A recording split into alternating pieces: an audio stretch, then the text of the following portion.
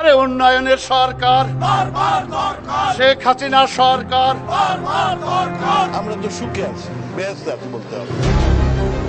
কাল গল্পে ভরা একটা মিথ্যা শাসন ব্যবস্থা। দানের টাকা, সরকারের অনুদানের টাকা, সেটা তারা খেয়ে ফেলছে। একজন পিয়ন যে কিনা 400 কোটি টাকা নিয়ে গেছে, তাহলে পিয়নকে যারা পরিচালনা করতো তাদের কি হতো? পুরো জিনিসটি আসলে একটা লুণ্ঠন প্রক্রিয়া, যেটা স্টেট এখানে তার সমস্ত ধরনের এফোর্ট দিয়ে তার আশেপাশের লোকজন, তার প্রভাবশালী নেটওয়ার্ককে অ্যাকোমোডেট করেছে। অস্ত্রের মুখেই এই ব্যাংকগুলোকে তারা দখল করে নেয়। এথিক্স, মোরাল কোনো কিছু কাজ করতেছিল না। ল এনফোর্সমেন্ট থেকে শুরু করে সবাই ইনভলভ হয়ে যায়।